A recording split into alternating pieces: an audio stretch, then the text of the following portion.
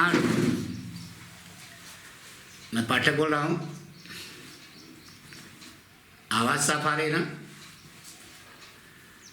आइए बेटा, आज हम आपको गुरु और शिष्य के बारे में कैसे संबंध होने चाहिए यह बताने जा रहा हूँ। Teacher is greater than father. अध्यापक पिता की अपेक्षा ज़्यादा महान होता है, क्योंकि पिता जन्म देता हो तो महान है ही है, लेकिन जीवन में सफलता प्राप्त करने के लिए सही निर्देशन कौन करता है? अध्यापक करता है, गुरु करता है। There should be neither hatred nor fear in between the teacher and the taught. गुरु और शिष्य के बीच में न तो भय होना चाहिए और न ही घृणा होनी चाहिए। अगर श्रद्धा भाव है, विश्वास है गुरु के प्रति, तो विद्यार्थी निश्चित रूप से अपने जीवन में सफलता के बाद सफलता, उपलब्धि के बाद उपलब्धि और विजय के बाद विजय हासिल करता है। एक बार की बात है, एक गुरुजी थे जो आश्रम में अपने पत्नी और बच्चे के साथ रहते थे। उनके पास बहुत सारे विद्यार्थी, बहुत सारे शिष्य शिक्षा प्राप्त करने के लिए आए। उन शिष्यों में एक शिष्य था जिसका नाम था संदीपन। आपने नाम सुना होगा बेटा, हरे कृष्ण के गुरु जी संदीपन गुरु। उन शिष्यों में एक शिष्य थे जिनका नाम था संदीपन। संदीपन बहुत तेज तर्राक विद्यार्थी नहीं थे, बहुत तेज तर्राक शिष्य नहीं थे, लेकिन उनके हृदय में अपने गुरु के प्रति असीमित श्रद्धा थी, परम विश्वास था। वे अपने गुरु जी के अंध भक्त थे। उनका यह विश्वास था कि हमारे गुरु जी जो कहेंगे वही ब्रह्म शब्द है। इस प्रकार का विश्वास था। गुरु जी की सेवा करते। सारे विद्यार्थी एक से एक थे, तेज तर्राक शिष्य जिनके पास ज्ञान का भंडार था। सारे विद्यार्थी तेज थे, बहुत थे, लेकिन संदीपन गुरु थोड़ा डल स्वभाव के थे। वह अपने गुरु जी की सेवा करते, उनके प्रति भक्ति रखते।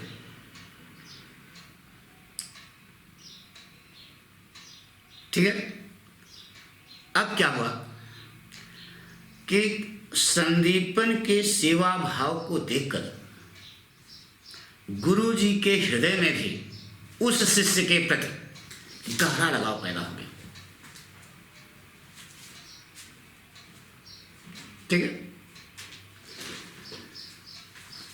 एक दिन गुरु जी के दिमाग में आया कि इस विद्यार्थी की परीक्षा ली जाए, इसको चेक किया जाए कि इसकी श्रद्धा और विश्वास अपने गुरु के प्रति बिल्कुल खरा है कि नहीं। इसको चेक करने के लिए गुरु जी ने एक योजना बनाई। सारे विद्यार्थी सुबह के समय मॉर्निंग वॉक पर जाते थे। तो एक दिन सारे विद्यार्थी, शिक्षार्थी, शिष्य सुबह के समय टहलने गए हुए थे। चूंकि संदीपन अपने गुरु जी की सेवा में अनुरक्त थे, तो वे अन्य अपने साथियों के साथ नहीं गए थे। ये जाते भी नहीं थे, क्योंकि अपने श्री गुरु जी की सेवा ही करते थे। तो सुबह के समय जब सारे विद्यार्थी टहलने के बाद वापस आ रहे थे, झोपड़ी के करीब पहुंचने वाले थे, तो गुरुजी के दिमाग में एक खुरापात सूझी कि इस विद्यार्थी संदीपन विद्यार्थी को चेक क्यों न किया जाए। तो उन्होंने अपने शिष्य संदीपन से कहा, गुरुजी ने शिष्य संदीपन से कहा कि बेटा, आश्रम की झोपड़ी में आग लगा दो, बिना कोई तर्क वितर्क किए हुए, बिना कोई प्रश्न किए हुए गुरुजी के आदेश का संदीपन ने क्या किया, पालन किया। झोपड़ी के पास गए और चौकस झोपड़ी में माचिस लगा दी, आग लगा दी। अब जो घास फूस की झोपड़ी हुआ करती थी तो उसमें भयंकर आग लग गई। अब जो लड़के जो आश्रम पहुंचने वाले, उन्होंने देखा कि आश्रम की झोपड़ी में आग लग गई। सारे विद्यार्थी भाग करके आए, कोई कुएं से पानी निकाला, कोई हैंडपंप से पानी निकाला। अरे आदमी को में यही कहा जाएगा, नहीं, तालाब से पानी ले आकर के किसी तरीके से झोपड़ी में लगी हुई आग को उन्होंने बुझाने की कोशिश की, सफल भी हुई। जब झोपड़ी में लगी हुई आग को बुझाने में सब सफल हो गए तो सारे शिष्यों ने पहले संदीपन गुरु को वहीं आश्रम में कूटा, बूका कस के। समझ बात आ रही ना? गाली गलौज किया कि तो पागल हो गया है, इसके साथ रहना, सभी किसी की जिंदगी खतरे में आ सकती है। पता लगा सब लोग आश्रम में सो रहे होते, आग लगा देता तो सब जल जाते। बहुत अपमानित किया। लेकिन संदीपन शिष्य अपने गुरु के प्रति इतना श्रद्धावान थे, इतना विश्वास था कि उन्होंने अपने गुरु के प्रति एक भी शब्द नहीं कहा। उन्होंने यह भी नहीं अपने साथियों को बताया कि यह गुरु जी का आदेश था, कुछ नहीं कहा। हमारी बात सुन, यानी कि वे अपमान बर्दाश्त करते रहे। जितना उन्होंने उनको पीटा गया उसको भी उन्होंने सहन किया, लेकिन उन्होंने अपने गुरु के खिलाफ एक भी शब्द नहीं कहा। इस प्रकार का श्रद्धा और विश्वास था किसके प्रति? संदीपन के हृदय में अपने गुरु के प्रति। ऐसा श्रद्धा और विश्वास होना चाहिए। तो जो गुरु कहेगा वो बिल्कुल समझ आएगा। आए बात सुन। दिन बीतते गए, सभी विद्यार्थी मिलकर के गुरुजी से शिकायत किए कि गुरुजी, अगर इस विद्यार्थी को आश्रम से बाहर न निकाला गया तो हम सभी का जीवन खतरे में है। लेकिन गुरुजी ने भी संदीपन के खिलाफ एक भी शब्द नहीं कहा। उन्होंने कहा ठीक है, सही हो जाएगा। दिन बीतते गए,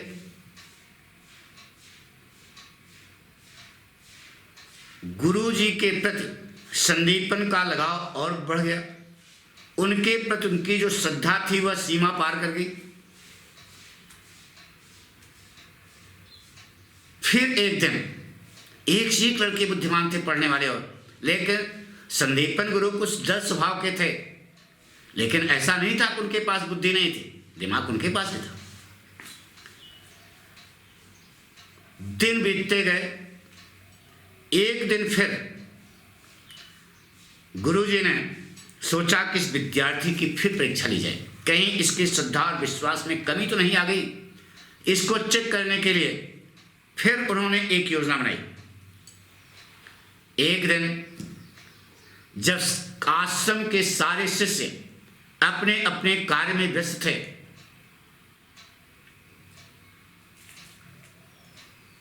संदीपन भी अपने कार्य में व्यस्त थे। संयोग से वह गुरुजी के पास किसी काम के लिए आ गए। तो गुरुजी ने देखा कि उनका प्रिय पुत्र जमीन पर खेल रहा था। गुरुजी ने संदीपन को आदेश दिया कि इस मेरे पुत्र को उठाओ और ले जाकर के कुएं में डाल दो। बिना कोई तर्क वितर्क किए हुए, बिना कुछ नानुकुर किए हुए संदीपन ने गुरुजी के पुत्र को गोद में उठाया, कुएं के पास गए और ऊपर से ही बच्चे को कुएं में डाल दिया। जैसे ही बच्चा पानी में झपस गिरा तो सारे विद्यार्थी आश्रम के चौकन्ने हो गए। अरे ये क्या हो गया? सभी भाग के आए तो देखा कि गुरुजी का पुत्र जो है कुएं में पड़ा है। फेंकने वाला कौन है? संदीपन। अब 4-5 शिष्य कुएं में कूद गए और गुरुजी के बच्चे को क्या कर लिया? बचा लिया। सारे आश्रम के शिष्य फिर मिलकर के संदीपन को कस के भूका, पीटा, घम घम घम घम वहीं पर, और अपमानित भी किया, गाली गलौज किया। ये तो पागल हो गया है, इसके साथ जीना यहां पर मुश्किल है। संदीपन अपमान सहते रहे, उनके द्वारा जो पिटाई की गई उसको बर्दाश्त करते रहे, लेकिन उन्होंने अपने गुरुजी के खिलाफ एक भी अपनी जुबान नहीं खोली, एक भी शब्द उन्होंने नहीं कहा। सारे शिष्य गुरुजी के पास आए और कहा कि गुरुजी, इस विद्यार्थी को यहां से निकाल के बाहर करो, अन्यथा हम सभी का जीवन किसमें है? खतरे में। लेकिन गुरुजी ने संदीपन के खिलाफ एक भी शब्द नहीं कहा। उन्होंने कहा कि ठीक है, कोई प्रॉब्लम नहीं, सही हो जाएगा।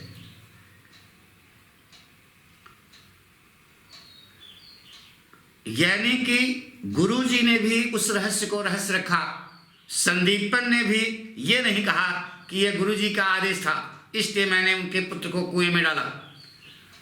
कुछ भी नहीं कहा। किसने? संदीपन ने। न तो संदीपन ने कहा, न गुरुजी ने कहा। तो इस प्रकार का श्रद्धा और विश्वास गुरु के प्रति है तो निश्चित है कि आप अपने जीवन में सफलता की चोटी को अवश्य छूएं।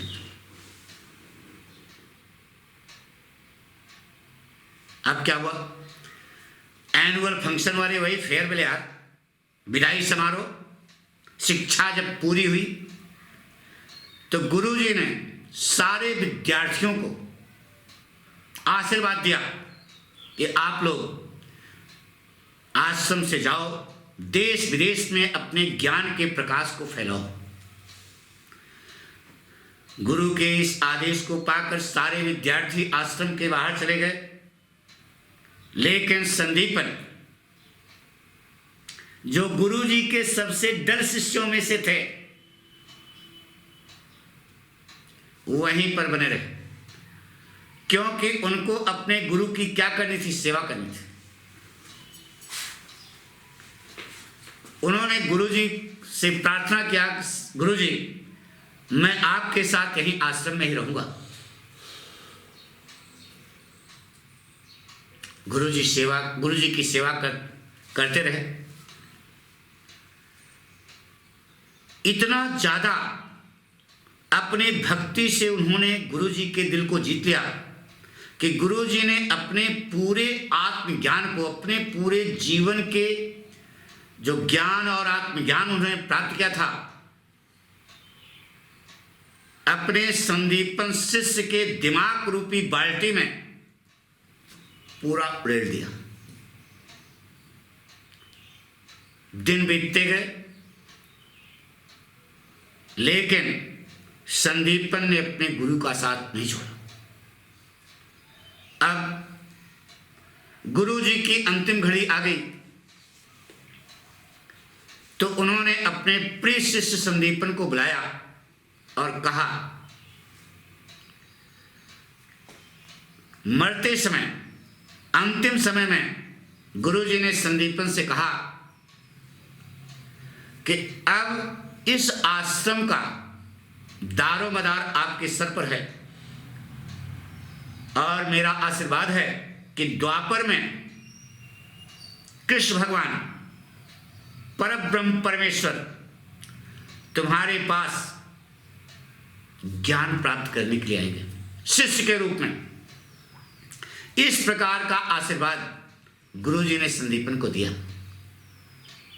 बताइए, जो इतने तेज तर्राक थे, बहुत बुद्धिमान विद्यार्थी थे, गुरुजी कितने बड़े बड़े शिष्य थे, उनमें से किसी का नाम हम लोगों को याद है? नहीं।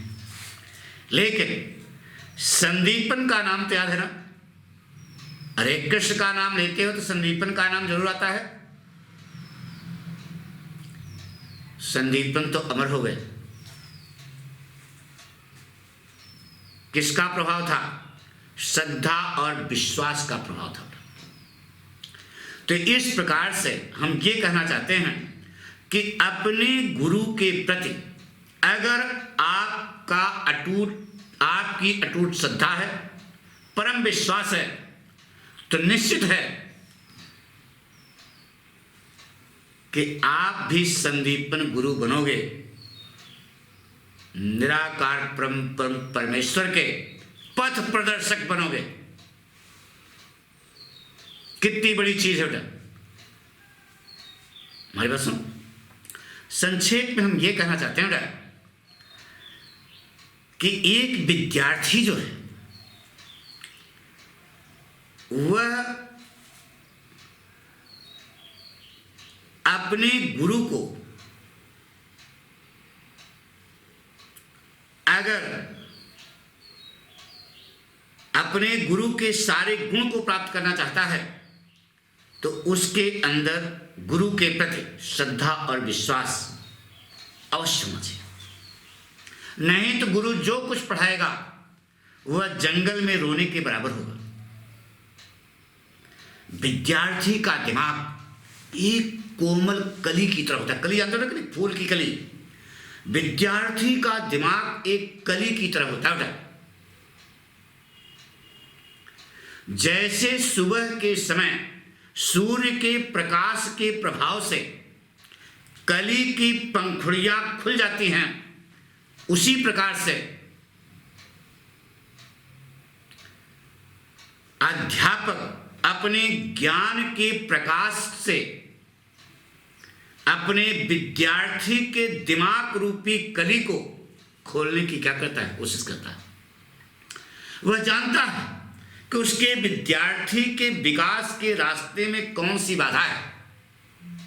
उस बाधा को वह दूर करने की क्या करता है? कोशिश करता है। लेकिन अगर सच्चा लगाव, सच्चा प्रेम, सच्ची श्रद्धा, सच्चा विश्वास है तो निश्चित है कि वह विद्यार्थी अपने जीवन में नाम और प्रसिद्धि अवश्य प्राप्त करता। अगर उसके अंदर जुनून है श्रद्धा और विश्वास का, तो निश्चित है कि वह अपने जीवन में सफलता के बाद सफलता, उपलब्धि के बाद उपलब्धि और विजय के बाद विजय हासिल करता है। सूर्य के सुबह के समय सूर्य के प्रकाश को पाकर कली की पंखुड़ियां खुल जाती हैं और उसकी खुशबू वातावरण में चारों ओर फैलती है। सब मालूम है। उसी प्रकार से अध्यापक के ज्ञान के प्रकाश को पाकर के विद्यार्थी का दिमाग जो है वह खुल जाता है और उसकी बौद्धिक क्षमता और ताकत केवल देश में ही नहीं बल्कि विदेशों में भी क्या होती, फैलती है। पूरे संसार के लोग